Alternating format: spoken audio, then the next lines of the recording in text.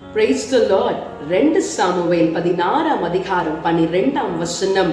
ஒருவேளை கர்த்தர் என் சிறுமையை பார்த்து இந்த நாளிலே அவன் நிந்தித்த நிந்தனைக்கு பதிலாக எனக்கு நன்மையை சரி கட்டுவார் என்று சொல்லி வாசிக்கிறோம்.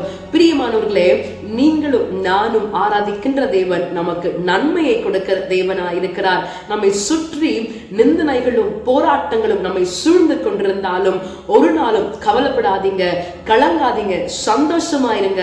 நன்மையை கொடுக்கிறவர் நம்மோடு கூட இருக்கிறார். அவரை ஆராதிக்க நம்ம விட்டு கொடுப்போமா? Praise the Lord. என் சிறுமையை கண்ணோக்கி பார்த்தவரே, என் எளிமையில் கை தூக்க வந்தவரே, துரத்தப்பட்ட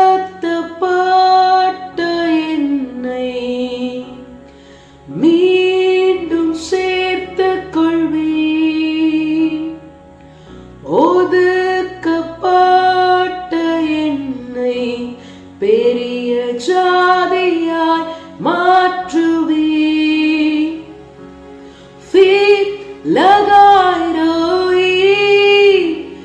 என்னை காண்கின்ற தேவன் நீ,